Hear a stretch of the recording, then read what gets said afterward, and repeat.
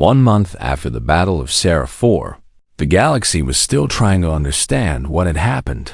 The Crick Swarm had been shattered, their overmind destroyed when Admiral Kang led a final assault on their command carrier, and the survivors had scattered to the dark spaces between stars where they would spend generations rebuilding. The Volanti homeworld was scarred but standing, its crystalline cities slowly being rebuilt by hands both crystalline and human, working side by side in a way that would have seemed impossible just weeks before. And in the great chamber of the Galactic Concord, representatives from 100 species had gathered to discuss a matter that could no longer be delayed. The motion before this assembly, the presiding speaker announced, is to grant full membership to the United Earth Federation, with all rights and responsibilities that membership entails. High Custodian Sarathan Glow rose from his seat, and the chamber fell silent. Everyone knew what the Volanti had said about humans 2 years ago. Everyone wondered what they would say now. 2 years ago, Sarathan Glow began. I stood in this chamber and argued against human admission, and I called them Deathworlders and warned that their violent nature made them unsuitable for civilized company. He paused, and his crystalline form flickered, with colors that indicated deep emotion. I was wrong, he said simply. A murmur rippled through the assembly. I was wrong because I confused strength with cruelty, he continued. I looked at humans and saw only what they were capable of destroying, and I did not see what they were capable of building and protecting and saving. He turned to face the human delegation, and his many eyes met the gaze of Ambassador Yun-Hee Park. When the Cricks came, no one answered our call, he said. The Galactic Concord debated and calculated and weighed the political implications of intervention. And while you debated, my people died. His voice carried no accusation, only the weight of truth. But the humans came, he said. They came without being asked, without expecting reward, without any obligation except the one they carry in their hearts. He raised his hand and pointed at a holographic image that appeared in the center of the chamber. It was the face of Lieutenant Commander Beak G1, frozen in the moment before her final flight. This woman died for my people, Sarathan Glow said. She was a mother and a wife and a soldier, and she flew her ship into a weapon of extinction because she could not stand by and let strangers die. His voice broke slightly. She did not know us, he said. She had never met a Volanti, and if she had, we probably would have looked at her with fear and suspicion, and none of that mattered to her. He turned back to the assembly. So I ask you, he said, what more proof do we need of human character? They came when no one asked, they fought when no one expected, and they bled for people who had rejected them. He sat down slowly. The Volanti vote yes, he said, and we will carry the memory of human sacrifice in our songs for as long as our species exists. The vote passed unanimously on Seraph 4. The memorial service for the human fallen was unlike anything the Volanti had ever performed traditionally. Their mourning ceremonies were private affairs, held in family chambers away from outsiders, but this was different. This required something new. Millions of Volanti gathered in the ruins of Crystalhome, their bodies catching the light of their wounded sun and transforming it into a cascade of colors that painted the sky itself. And in the center of that gathering stood Admiral Kang De-Young, his dress uniform immaculate despite the weight of grief on his shoulders.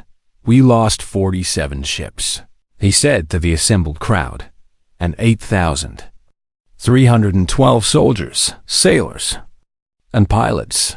He read the names aloud, all of them, and the Volanti listened in absolute silence. When he reached the name Beak G1, the crystalline beings began to hum, a harmonic that resonated through the ruins and made the very air vibrate with sorrow.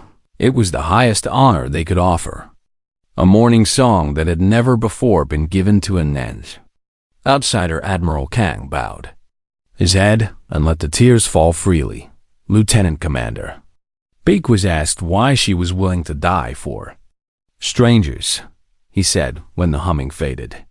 And she said that she chose to live for the people she loved, and in that moment, she loved all of you.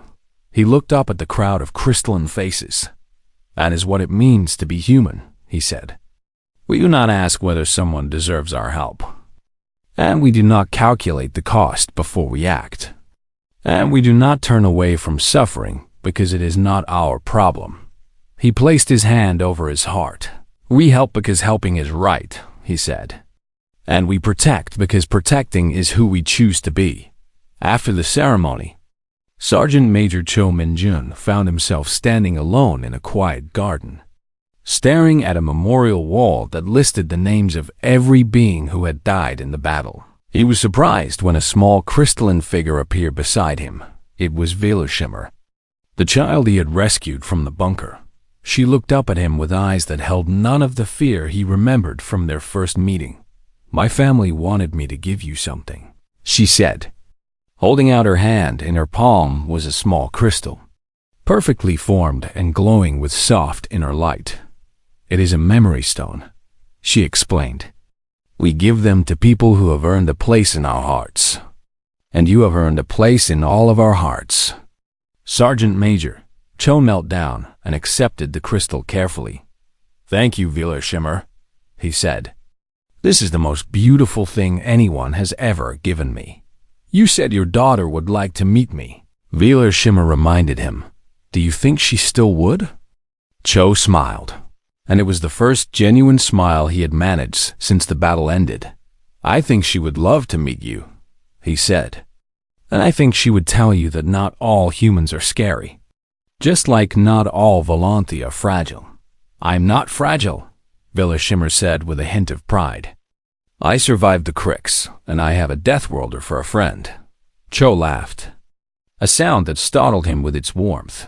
No, he agreed. You are definitely not fragile.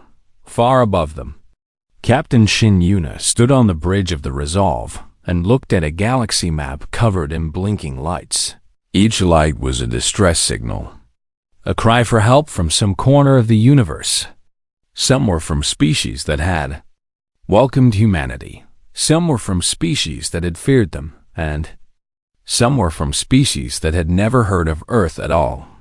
Captain, her tactical officer said, where do we go next? Shin studied the map for a long moment. Then she smiled. A smile that held sadness and hope and determination all wrapped together. Everywhere, she said. We go everywhere the people need help, because that is what we do. She turned to face her crew, the men and women who had followed her into hell and emerged scarred but unbroken. The galaxy called us Deathworlders, she said. They meant it as a warning, a label for monsters from a dangerous place. She straightened her shoulders. Let us show them what Deathworlders really are, she said. Let us show them that we are not the monsters they should fear, but the guardians they never knew they had. The Resolve turned toward the stars, and the human fleet followed behind them. A crystalline child stood in a garden and watched the ships disappear into the black. What is the human word for hope? She asked her parent. Her parent looked at the sky where the Deathworlders had vanished. It is when the Deathworlders come not to conquer, the parent replied. But to save. Velashimmer clutched her memory stone and smiled. She had a new word for hope now. She called it human. The Crix Overmind had finally understood what kind of enemy it faced. And in its understanding, it had become desperate. The battle in orbit was lost. Human ships tearing through the swarm with a ferocity that defied all tactical models. And the ground invasion was crumbling as Deathworlder soldiers carved bloody paths through drone formations. There was only one option left. Launch the Blight, the Overmind, commanded deep within the largest hive ship. A biological weapon began its activation sequence. A living plague designed to target specific genetic structures and dissolve them from the inside out.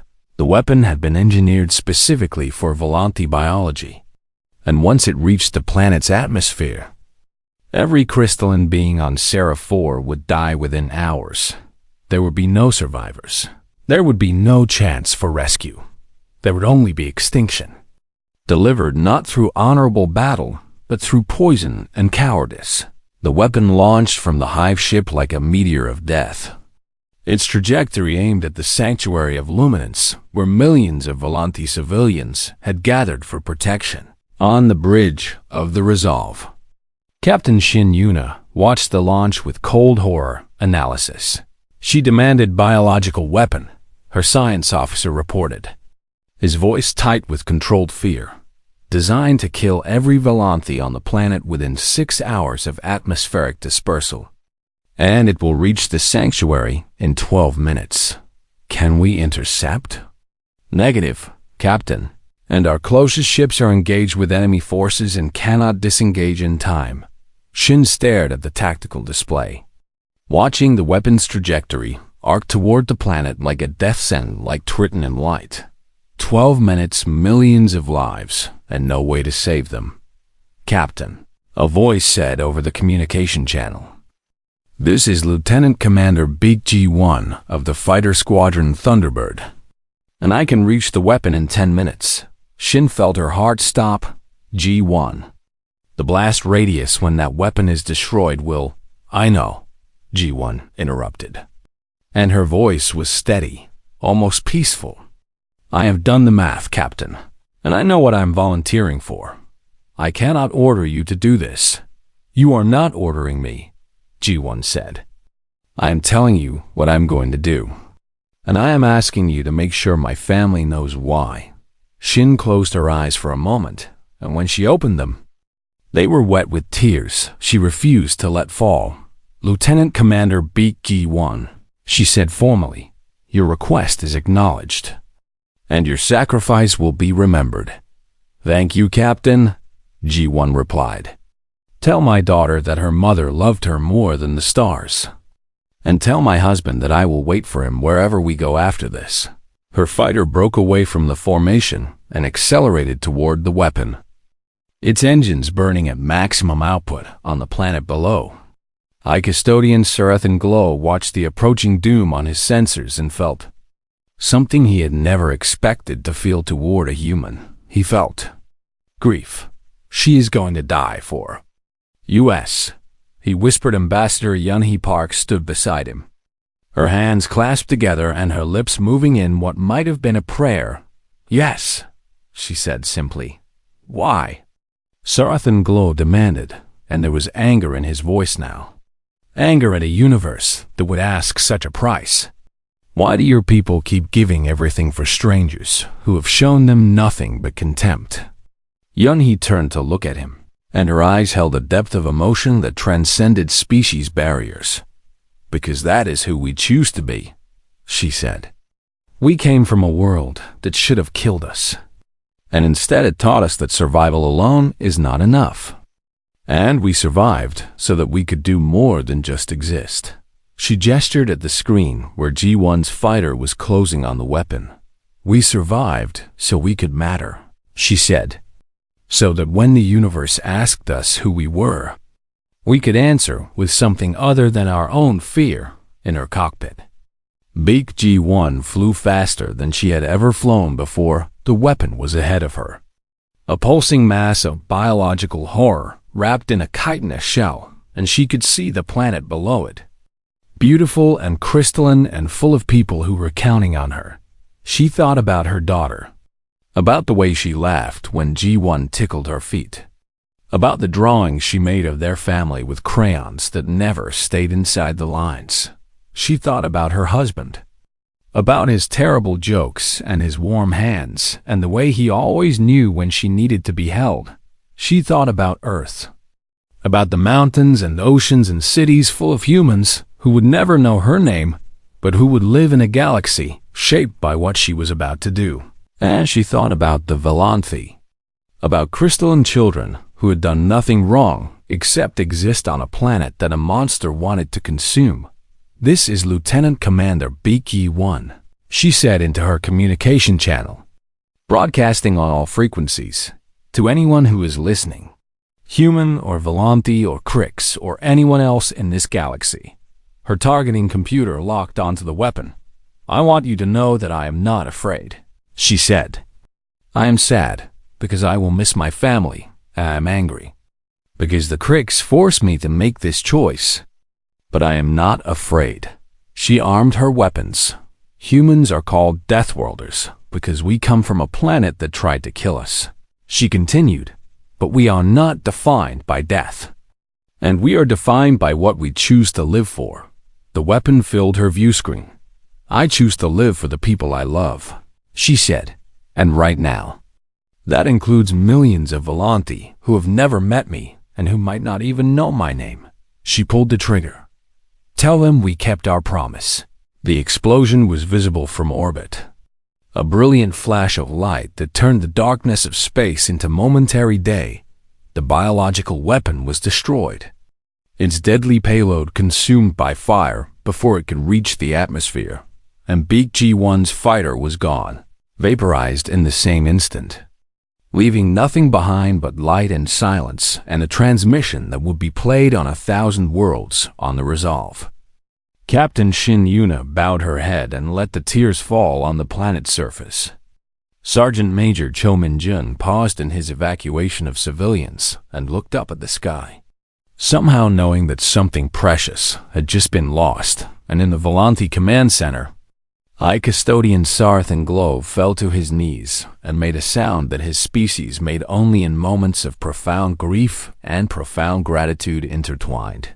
It was a keening, a harmonic that resonated through the crystalline structure of the building, and it was taken up by every Volanti who heard it.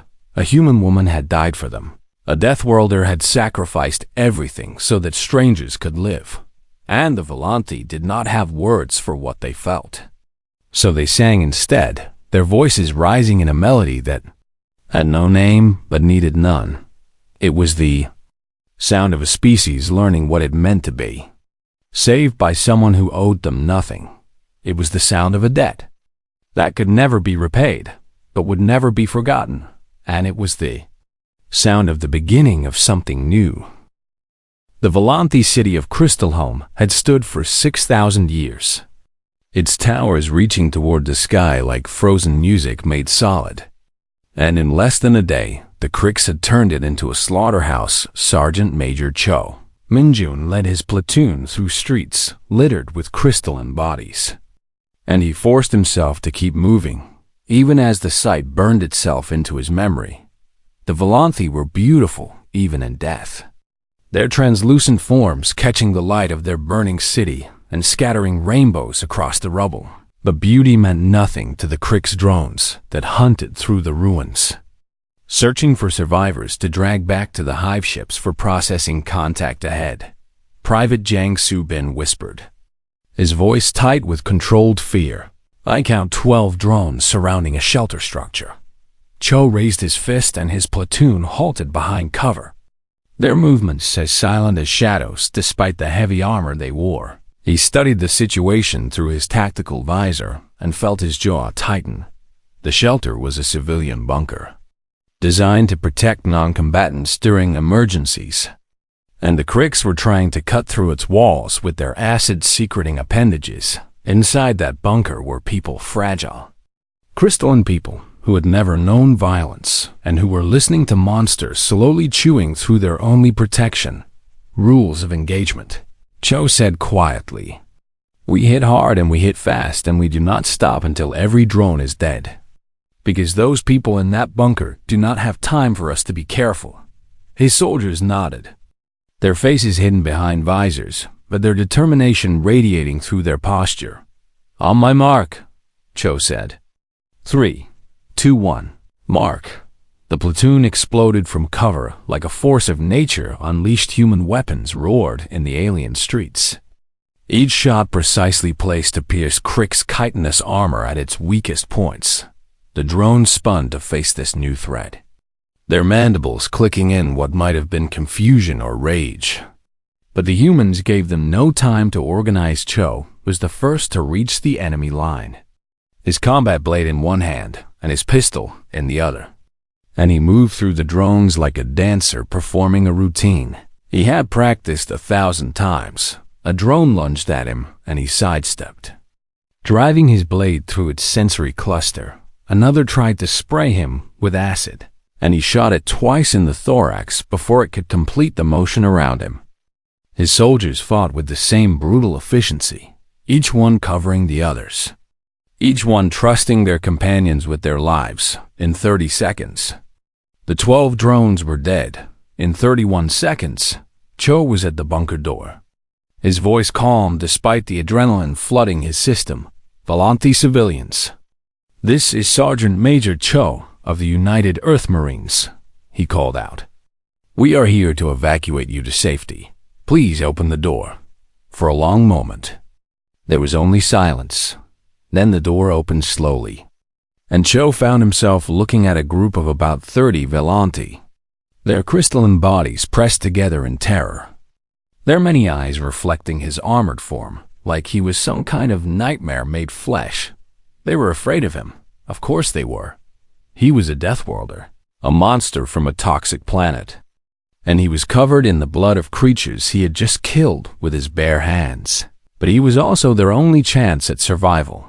"My name is Cho Minjun," he said, keeping his voice soft and steady. "I know you are scared, and I know you have been told that humans are dangerous.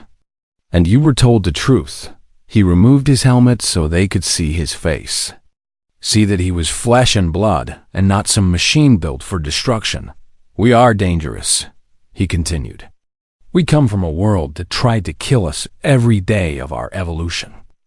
And we survived by becoming stronger and faster and more vicious than anything else on our planet." He knelt down so he was at eye level with a small Volante child who was peeking out from behind an adult's leg. "But being dangerous does not mean we have to be cruel," he said. "It means we get to choose who we are dangerous to. And we choose to be dangerous to the things that hurt innocent people." He held out his hand, palm up, offering rather than demanding, "Will you let us protect you?" The child looked at his hand, then at his face, then back at his hand, and then, slowly, the child reached out with a delicate crystalline limb and placed it against his palm. The touch was cool and smooth and impossibly fragile. And Cho felt something shift in his chest. "What is your name?" he asked. "Viller Shimmer," the child said, her voice like wind chimes in a gentle breeze. "That is a beautiful name," Cho said. "My daughter is about your age, and her name is Cho Yonsei, and I think she would like to meet you someday." The fear in the child's eyes began to fade, replaced by something that looked almost like wonder. "You have children?" she asked. "Many humans do," Cho replied. "We are not so different from you in that way. And we love our children, and we want them to grow up in a galaxy where they do not have to be afraid." He stood up and addressed the whole group. "I cannot promise you that no harm will come to you," he said honestly. "The Cricks are everywhere and the battle is still raging. But I can promise you that my soldiers and I will die before we let them take you." One of the adult Volante stepped forward, his crystalline face shifting through colors that Cho's translator identified as shame and gratitude mixed together. "Why?" the Volante asked. "Why would you die for us when we have treated your kind so poorly?" Cho considered the question carefully before answering. "Because my grandmother taught me that kindness is not a transaction," he said. "You do not give it expecting something in return, and you do not withhold it because someone has been unkind to you." He put his helmet back on and checked his weapon. "You give kindness because it is right," he said. "And protecting people who need help is always right." Outside, the sounds of battle grew closer as more Crix drones converged on the area, drawn by the noise of the earlier fight. "We need to move," Private Subin reported. "I am detecting a large force approaching from the east." Cho nodded and turned to the Volante. "Stay close to us and follow our instructions," he said. "If I tell you to run, you run. And if I tell you to hide, you hide. And if I tell you to close your eyes, you close your eyes and do not open them until I say it is safe." Why would we need to close our eyes? Velar Shimmer asked. Cho looked at the child and felt a protective fury burning in his heart. The same fury he felt whenever his own daughter was in danger. Because some things should not be seen by children, he said gently. And I will make sure you do not have to see them. He raised his weapon and led the way out of the bunker. Behind him, 30 Volanthi followed a human soldier into the chaos of a burning city, trusting him with their lives, despite everything they had been taught about his kind. And ahead of them, the Krix waited in numbers that would have made any reasonable being retreat. But Sergeant Major Cho Minjun had never been particularly reasonable when innocent lives were at stake. The Krix Overmind had consumed 17 worlds in its long existence, and it had learned to recognize the patterns of prey species.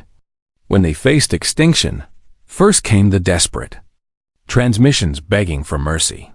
Then came the futile attempts at negotiation.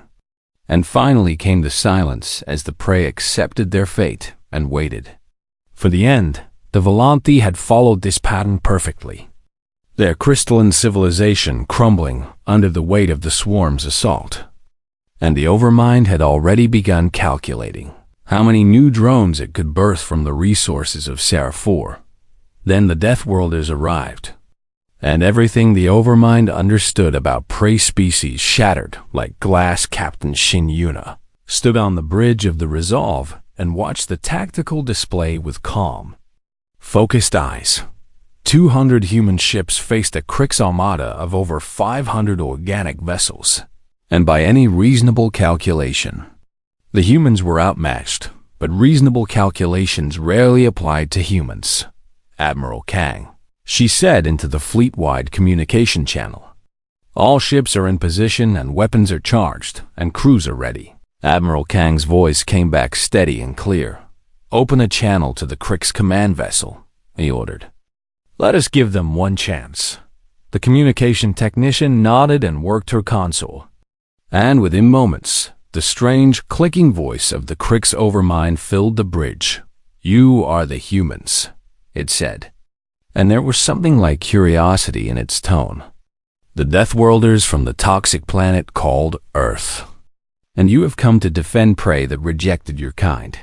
We have come to ask you to leave, Admiral Kang replied, his voice carrying the weight of absolute certainty. Withdraw your forces from Volanthi space immediately, and we will allow you to depart unharmed. The Overmind made a sound that might have been laughter. You offer terms to the swarm.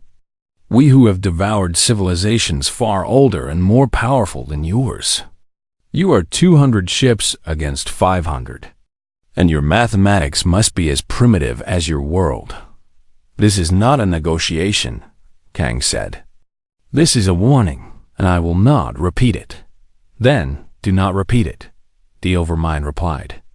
We will consume the Volanthi, and then we will consume you.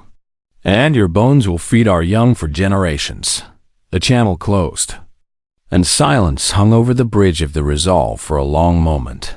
Then Admiral Kang spoke a single word, acknowledged, and the human fleet surged forward into battle on his command ship. High Custodian Sarathan Glow watched the engagement unfold with a mixture of terror and fascination.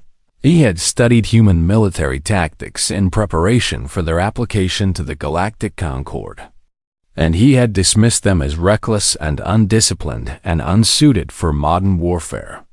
Now he saw those tactics in action, and he understood how wrong he had been. The humans did not fight the way civilized species fought. They did not maintain careful formations or calculate optimal firing solutions or retreat when the odds turned against them. Instead, they threw themselves at the Krix with what can only be described as joyful aggression, their ships breaking apart and reforming in patterns that seemed random but somehow always found weaknesses in the swarm's defenses. A human destroyer took heavy damage to its port side, and instead of withdrawing for repairs, it accelerated directly into a cluster of Krix drones, its weapons firing continuously until the drones were scattered debris. A carrier launched wave after wave of fighters, despite losing its primary hangar bay to enemy fire. Its pilots flying through explosions to reach their targets, and through it all, the human communication channels were filled, not with screams of fear, but with shouts of encouragement and dark jokes and the kind of fierce determination that the Volanthi had only ever read about in ancient legends. They are insane. Sarathan Glow whispered, "No," said a voice beside him. And he turned to see Ambassador Yun-Hee Park, who had somehow made it aboard a transport shuttle during the initial chaos. "They are human. What is the difference?" he asked. She smiled, and there was sadness in that smile, but also pride. "Insanity is doing something without reason," she said. "Humans always have a reason, even when that reason makes no sense to anyone else. And what is their reason for dying to protect us?" "Because you are people," she said simply. "And people should not be devoured by monsters while others stand by and watch." On the Resolve, Captain Shin Yuna coordinated her ship's attacks while monitoring the overall battle flow. The Krix were adapting to human tactics, as she had expected they would, but they were adapting too slowly every time the swarm shifted to counter one human maneuver. Another ship exploited the opening they created. It was exhausting and costly and completely unsustainable in the long term. But humans had never been good at thinking about the long term when people needed saving right now, Captain. Her tactical officer called out. "The Krix are pulling back their forward elements, and it looks like they are trying to regroup around their command carrier. They are buying time," Shin realized. "They want to launch their ground invasion force while we are occupied up here." She made a decision in the span of a heartbeat. "Signal the marine transports," she ordered. "Tell them to begin their descent immediately, and we will cover them from orbit." "Captain, if we divert resources to cover the transports, our line will be weakened and the Krix will—" "I know what the Krix will do," she said.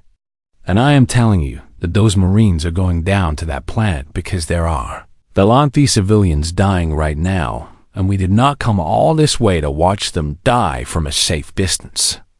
The order went out, and across the fleet, Marine transports began their burning descent towards Seraph 4. Inside one of those transports, Sergeant Major Cho Min-jun checked his weapon for the 15th time and tried to ignore the shaking of the hull as enemy fire exploded around them. He was 43 years old, a career soldier who had fought in 3 different conflicts before humanity had even reached the stars. And he had thought he understood war, but war against an alien swarm for the sake of crystalline beings who had called his species monsters. That was something new. Sergeant Major, one of his soldiers, called out. A young private named Jang Soo-bin who was barely old enough to shave. "What are the Volanthi like?" "I have never seen one." "Fragile," Cho replied. "They break easily, and they are not built for fighting, which is why they need us. But they hate us," Subin said. "They do not hate us," Cho corrected. "They fear us, which is different. And today we show them that they were right to fear us." Subin looked confused. "We want them to fear us?" Cho smiled, a hard smile full of teeth and purpose. "Not us specifically," he said. "We want them to understand that the things they should truly fear in this galaxy are the things that threaten them. And that when those things come, we will be there to tear them apart." The transport shuddered violently as it entered the atmosphere. And through the small viewport, Cho could see the crystalline towers of Volanthi cities burning under Krix assault somewhere down there. Innocent beings were dying because a mindless swarm had decided they were nothing more than food. Cho had seen that kind of cruelty before, in human history and in the dark corners of the galaxy. And he had made a choice long ago about what kind of man he would be when he witnessed it. He would be the kind of man who did something about it. "Listen up," he shouted to his platoon. "We are dropping into a hot zone, and our mission is to protect Volanthi civilians until extraction is possible. And I do not care if they thank us, or fear us, or call us monsters to our faces. He locked his helmet into place and felt the comforting weight of his armor settling around him. We are humans, he said. And we protect people who cannot protect themselves. Because that is who we are, and who we choose to be. The transport doors opened, and Sergeant Major Cho led his soldiers into the fire above them. The battle raged on, and the Krix Overmind felt something it had never experienced in all its centuries of conquest. It felt the first cold touch of doubt. The transmission came through at 3 in the morning, Earth Standard Time, and Ambassador Yun-hee Park was the first human to hear it. She sat up straight in her chair at the Galactic Relay Station, her coffee growing cold as the desperate voice filled the room with words that made her blood run cold. This is High Custodian Sarathan Glow of the Volanti Sovereignty, the voice said, trembling with fear that crossed all language barriers. We are under attack by the Krix Swarm, and our defenses are failing, and we beg any species within range to send assistance, and we have perhaps 6 hours before total annihilation. The message repeated itself, growing more desperate with each cycle, and Yun-hee listened to it 3 times before she trusted herself to act. She knew the Volanti well enough to understand what this transmission meant. They were a proud species, crystalline beings who lived on low gravity worlds and considered themselves among the most civilized races in the galaxy. They had also been among the loudest voices, opposing humanity's admission to the Galactic Concord just 2 years ago. Humans are Deathworlders, the Volanti representative had declared during that vote. They evolved on a planet of extreme gravity, toxic atmosphere, and constant predation, and their very biology makes them unsuitable for civilized company. The vote had failed by a narrow margin, and humanity remained outside the formal alliance of galactic species. Yun-hee remembered the sting of that rejection. But she also remembered what her grandmother had taught her about kindness. You do not help people because they deserve it, her grandmother had said. You help them because you can. She forwarded the transmission to Earth Command with a priority flag that would wake up admirals and generals across the planet. Within 20 minutes, Admiral Kang Dae-young was staring at a holographic map of Volanti space in the war room of the United Earth Fleet headquarters. The Krix, he said quietly, studying the data.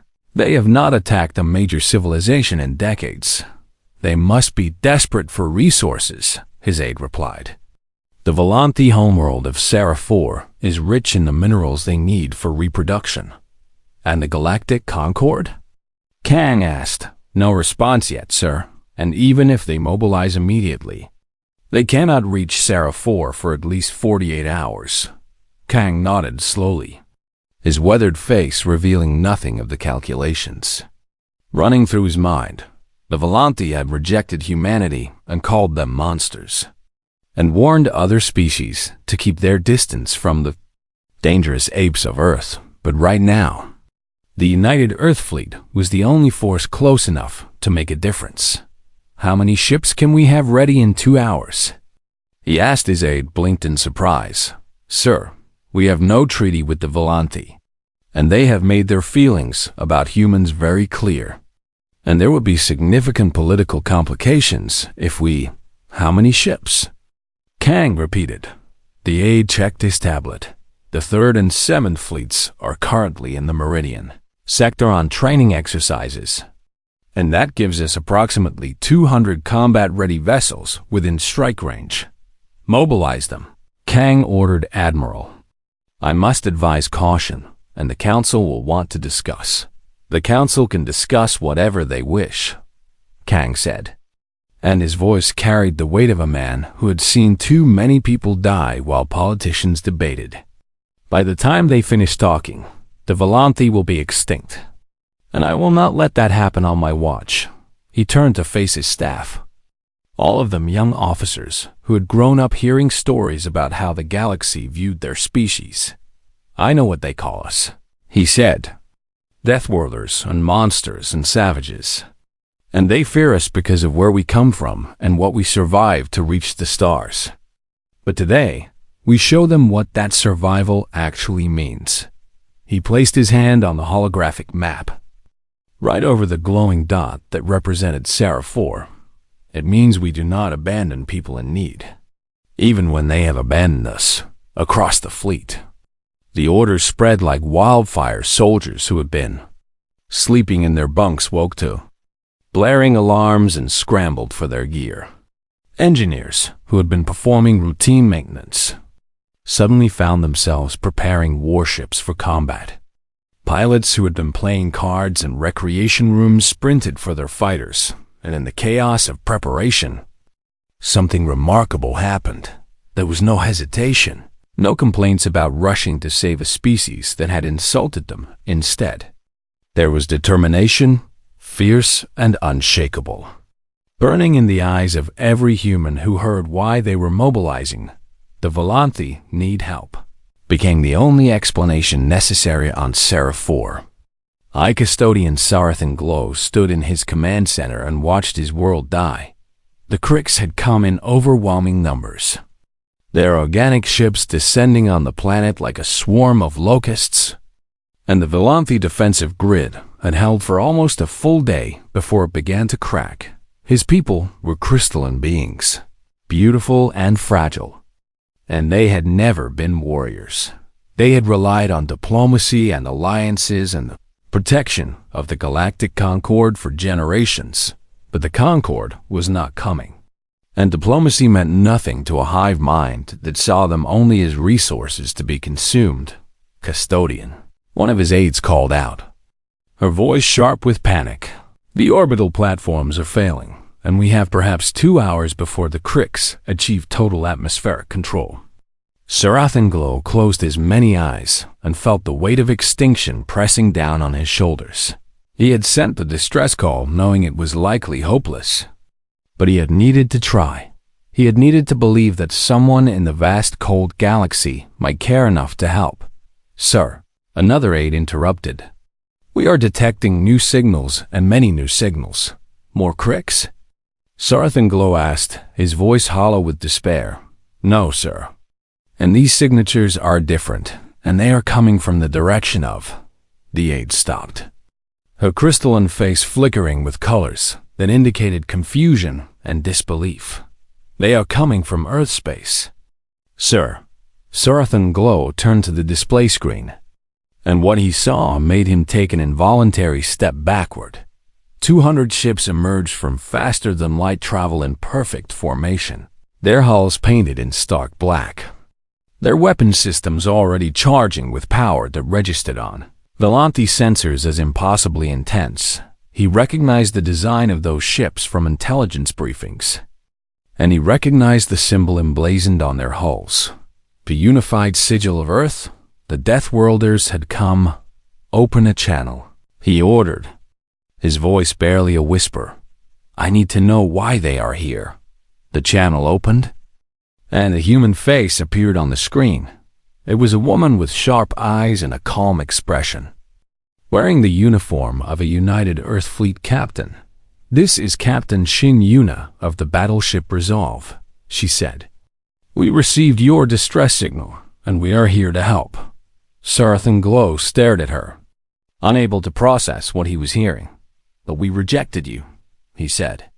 We called you monsters and voted against your admission to the Concord. So why would you come to save us? Captain Shin smiled, and it was a smile that held no anger or resentment or demand for apology. Because you needed help, she said simply. And we were close enough to give it. Behind her, Sarathan Glow could see the bridge of the human warship, filled with soldiers preparing for battle. They were checking weapons and sharing food and embracing one another. And some of them were actually laughing. They were about to fight and possibly die for a species that had rejected them. And they were laughing in that moment. Sarathan Glow realized that he had never truly understood what the word Deathworlder meant. It did not mean monster. It meant survivor and survivors. He was beginning to understand. did not know how to abandon people in need.